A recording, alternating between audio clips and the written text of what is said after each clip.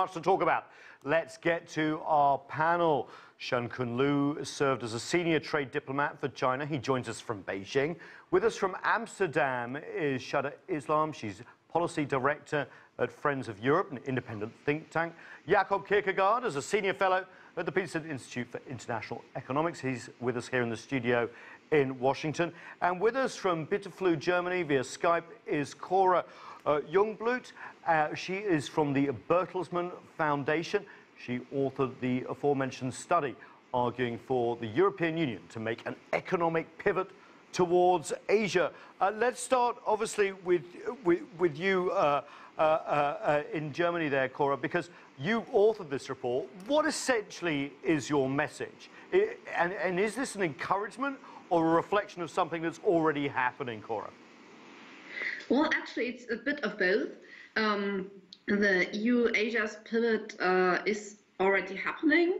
The European Union is negotiating a number of free trade agreements with Asian countries, such as with India or with Japan. So things are happening out there. But of course, it also is meant to be a kind of encouragement to go forward, to push even more for the pivot towards Asia in the economic relations of the European Union. Because obviously we live in uncertain times. The transatlantic trade bloc, which played an important role for the European Union, is not clear how to proceed anymore. So it's important for the European Union to diversify trade and investment relations. Xiankun, in Beijing, is this an open door in terms of China's concern? Because obviously China is growing in terms of its economy, and with initiatives like the Belt and Road, this seems to be an open door in which Chinese foreign policy and economic policy fit very well. Is this a win-win situation, as we often hear from Beijing? From my perspective, I think that this, of course, is good news for China and Beijing. And China has long been looking forward to enhance its relations with the European Union. And this initiative, like Cora has said, of course, is an open door policy. And if you notice that in the recently closed 19th Communist Party Congress, China did commit to advance its relations and cooperation with all leading powers, and trying to establish a framework of relations with these powers that are generally stable and balanced. So I think that that's a clear message from Beijing, that they look forward to a kind of coordinated and balanced relations with all powers, including the EU and the US. Shada, we're seeing an engagement between the EU and Asia, just as there's more protectionism talk, at least here in Washington, from the Trump administration. We've seen Brexit happening, of course, with the European Union. Is this Asia filling a vacuum? Is this a necessary development of those two, or did it precede that? Well, I think Europe and Asia have been working together, getting closer together for some time now. But obviously, the current atmosphere, the current political and economic landscape makes this rapprochement even more urgent and more visible. And I think that is very interesting. Of course, the European Union is adamant about growth and jobs, and that's what Asia is at the moment. It's the markets, it's the investments, that's where the growth is. And that's why the European Union is focusing a lot on its economic relationship with Asia, China, but also ASEAN countries, India, Japan, and Korea. But I would argue, and we can talk about this a bit later, that this pivot to Asia that Europe is engaged in is really about more than just economics. It's more comprehensive than that. You mean a sort of global rebalance, not just on the economic front? Yes, the conversation between Asia and Europe is getting very, very wide and diverse. They're talking about economics, of course, they always have, but it's also about global challenges. It's about security as well. And, you know, we've always seen the US as looming very large on the Asian landscape, but behind the scenes, and slowly but surely, Europe is gaining ground as well. Yeah, climate change comes to mind when you're talking about that. Jakob, but that's the nice part of the story. There is a problem, though, isn't it, with the European Union and Asia in terms of free trade agreements. For example, there's only one that's been ratified by sort of everyone. That's with the Republic of Korea to the south. It's quite difficult to move all of Europe along at the same time. You have some countries that are enthusiastic about engaging with Asia, some countries, even more developed countries, that have certain industries that they're worried about. Explain all that to me. Well, I mean, it's very clear, right? I mean, the EU is a highly heterogeneous economic entity. So is Asia. And I think, I mean, you do have an almost finished negotiated agreement with Singapore. But from the perspective of the EU decision-making process, there is this issue: is it just a free trade agreement, or is it what they call a mixed agreement, which requires ratification by all the individual 28 member states, which of course is a much more complex issue. Right, exactly. So it's not so surprising that this takes a long time. But at the same time, we should be clear, as was already mentioned, the EU is negotiating. It has just concluded a political agreement with Japan for the biggest bilateral free trade agreement in the world. And it is busy negotiating with a number of Asian countries. And I think it's important to recognize that it's by individual countries. The EU, for instance, does not negotiate with ASEAN as a bloc.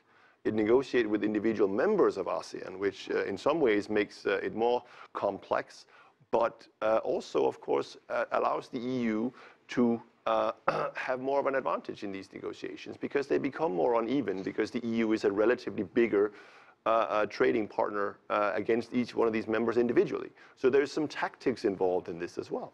Obviously, everyone's in it for their self-interest as well as working out a deal that everyone can work with. Let's go back to Cora, who authored this report.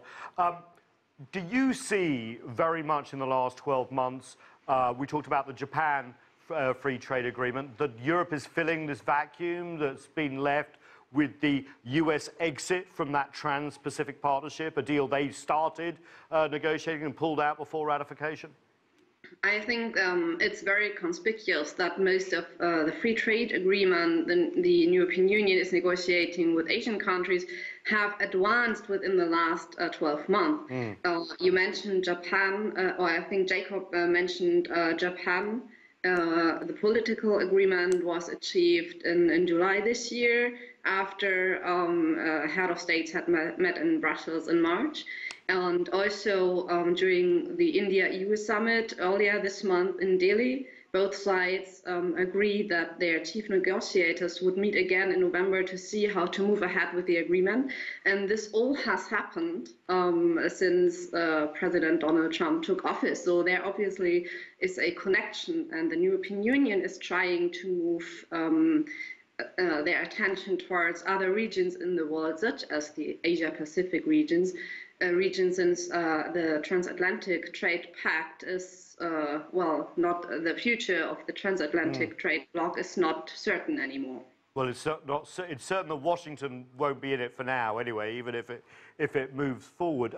Xiankun, I want to get the perspective from Beijing in terms of potential stumbling blocks, because even though Chinese foreign direct investment has been growing exponentially into Europe, it still lags behind the US. But there has been quite some resistance, hasn't there, from some of the more, let's say, powerful economic members of the European Union, Germany and others. Also resistance on some sort of deals in the UK, which of course is leaving the EU.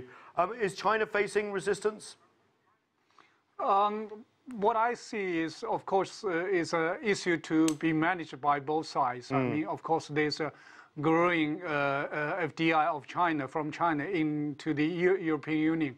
Last year, the China FDI in the EU has increased by 76%. At the same time, the EU investment in China has increased by 43%. So there's an increase there, and which of course causes concern on the EU side. But if you look at the historical stock of FDI of China in the EU, it's still just merely 1/4 of the EU stock in China. So there's still a gap there between the two in terms of each other's investment in its own countries. But this is, of course, something you have to discuss and resolve in a framework, not just like with that kind of fear or resistance. What I think the Cora has proposed in his paper, that kind of potential FTA between China and the EU should be a one-way forward to resolve this as one of the elements. However, the China from the highest level has constantly been proposing to the EU for a potential FTA. But the EU has always turned cold shoulders towards China's offer, which for me is obviously a political mistake and to be corrected with vision and courage. So I hope that would go forward. Shada, I want to come to you in a minute, but I want Jakob to pick up on that point. This is a big sticking point, isn't it? A potential free trade agreement between China and the EU.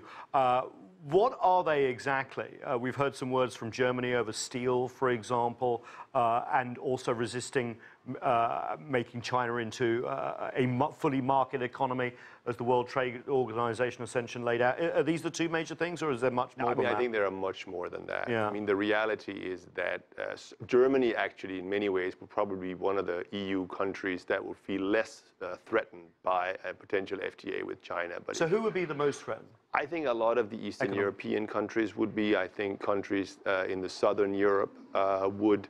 And I think this really spans the horizon of goods trade, where each individual countries would have their, I mean, it would probably be part of the apparel sector in Italy, shoes in Portugal, Spain, and something like that. So an FTA is really a long-term aspirational goal, in my opinion. But I do think that if the European Union implements a fully WTO-compliant new set of safeguards on inward FDI, that could be the platform on which to negotiate a bilateral investment treaty between China and the EU. Although at the same time, I think they're very difficult, though, aren't they? I mean, look at the US-China bilateral investment treaty. That's been stalled for many years. Absolutely, but at least the US and China have been, seriously contemplating this, because they're very difficult. But compared to doing a meaningful FTA, I think a bit bilateral investment treaty is really much more of a potential short to medium term prospect. That's really interesting. Cora, people talk about resistance to a free trade agreement with China, that southern European countries would potentially suffer. But, there's an example that we've seen a lot of headlines about this year, which is Greece. Greece had a really tough time economically. Athens was pointing the finger a lot within the European Union as the cause of a lot of its troubles, and yet has seen huge amounts of investment from China. And some politicians, especially, have felt that the investment has really helped them out and change. What's the opinion in Europe? Well, if there only was one single European voice, the European Union consists of, still 28 countries, and they don't really speak with a single voice when it comes to China and to Chinese investment in Europe. As you mentioned, there are parts of Europe that really profit from Chinese investment, like Eastern and Southern European countries. And of course, from an economist's point of view, foreign direct investment in a country per se is a good thing, because it can create jobs and brings in capital and even know-how. But we have seen a heated discussion on Chinese investment in Germany, for example, but also in France or Italy. And there is one key issue here, and that is the lack of reciprocity in investment relations between the European Union and China. While Chinese companies can buy German Northern European companies freely, European businesses in China meet a lot of obstacles, formal ones and informal ones. And while President Xi Jinping is promoting free trade and investment on the international level, we see at the same time tightening situation for foreign companies in China. Sure. So to advance European-China relations in this regard, we need to focus on reciprocity. Shada, is that your opinion too? How do you see this issue of suspicions about Chinese investment? Look, I think the situation is very complicated and complex, and you can't just say that the EU is against negotiating an FTA with China. FTAs cannot just be negotiated with a snap of the finger. You have to prepare. You have to prepare very carefully, and you have to show that an FTA is in the interest of both sides. I think we haven't reached that point yet. But I'd like to come back to the question of reciprocity. I think it's very clear that the European Union and its businesses, especially its investors and exporters, are getting quite frustrated at what they see not very sufficient access to Chinese markets and the restrictions that are there in terms of joint ventures, etc. Now, Xi Jinping, when he was in Davos earlier this year, made a promise about globalization, about keeping markets open. And what the EU is really waiting for now is a strong signal in terms of policy and action that what he said about open markets and removing restrictions is actually going to play out. When that happens, I think the mood in Brussels and other EU capitals will change. And that, I think, is going to be very important. Reciprocity, as Cora has said, is a very, very important buzzword that's emerged in this relationship. Also, second point, this investment treaty that is being negotiated very slowly, very painstakingly between the EU and China, if that does succeed, if there is an agreement, that will be a good stepping stone to further agreements. And my final point is this, we can never say never. Things change very quickly. As we saw, the TPP has now sort of been put in the refrigerator. TTIP, which was supposed to be this big transatlantic deal, is also, more or less buried. So you can never say it'll never happen, but I think you have to prepare the ground. And China has to play by certain rules in terms of opening its markets if the European Union is going to take this conversation further. Xiankun, a lot to respond to there from the European voices here. General Secretary Xi, as the head of the Communist Party, did mention reform and opening up in his long speech, and it has been repeated a lot in recent days and weeks, and he's hosted tech company CEOs in this week as well. Is there going to be more flesh on the bones as we move forward into President Xi's second term? I think many things would happen, but that won't happen only on China's side. Of course, on China's side, what it has done in the past 15 years or so since 2001 is to honorably deliver all its commitments after the WTO accession. I think that is widely, recognized by the WTO membership that China has opened its markets according to its commitments. So what is happening now between the EU and China is actually what has happened after China has honored such commitments. Of course, there is a kind of unsatisfaction from the EU side, but that won't happen only on Chinese side, though China has, through its own initiatives, delivered some of its unilateral concessions, such as through the Shanghai Free Trade Zone pilot zone. But at the same time, I think it's also a very important thing which I want to bring your attention is that China will not simply open its markets because of the unsatisfaction from the EU side. This has to be done either through a bilateral negotiation of FTA that both sides reciprocally open their own markets towards each other. But also more important that when we discuss about a stable, strong framework for both sides to enhance cooperation, there's no better framework than the WTO and the multilateral trade negotiations, which is, of course, facing a lot of trouble. And that's why I think that is a common interest and a common responsibility of both the EU and China to play a leadership role, try to reinvigorate that negotiation and try to bring more market opening from both sides, and which, of course, will put both the cooperation between the two countries or continents into a better position. Xiankun, I just want you to quickly follow up on that so we know where the Chinese perspective is. So we've heard from the Europeans that reciprocity in terms of access to markets, and we know what that means. That means being able to go into China without having to partnership necessarily with local firms, majority ownership, transparency, that sort of thing, level playing field with state-owned enterprises. I could go on, but we know the list. What does China need from the European Union to feel satisfied too? I mean, I presume you were hinting at declaring China a market economy under the WTO, but there's more than that, right?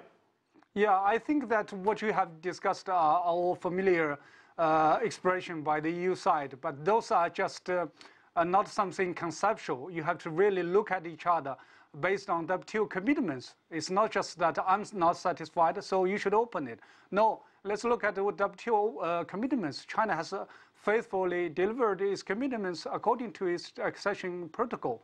So that's one thing we need to look at. Of course, there are many things to be done by both sides. I mean, on the EU side, Chinese companies also face a lot of resistance, both from the public and from the governments. I think there's also, of course, a lot of concerns expressed by Chinese companies investing and operating in the EU. So that's also a concern that I think the EU side should take care of. But most importantly, as I said, that we need a framework, we need a process to engage both sides, either through a FTA or before that through a bilateral investment negotiation, or most ideally through the WTO negotiations to open each other's markets. And then that would help resolve all the problems in the long run.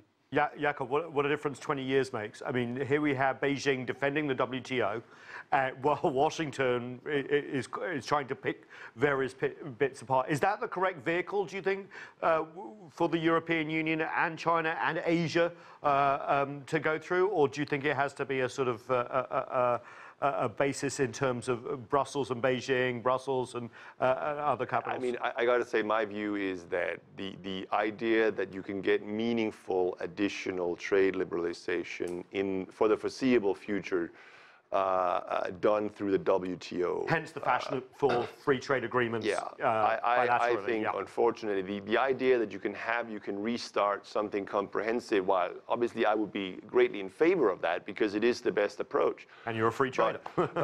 Exactly, but that something like the Doha round could be restarted for the foreseeable future, I regard as simply politically unrealistic, and not just because of the Trump administration. But also because we have to ask yourself a deeper question. Can the WTO deliver when you have 150 odd members that each have a veto, et cetera, et cetera? No, I think the reality is that this needs for the foreseeable future, unfortunately, have to be done on a bilateral basis. A regional basis almost. Or I mean, if you want to do it regionally, I'm all in favor of that as well.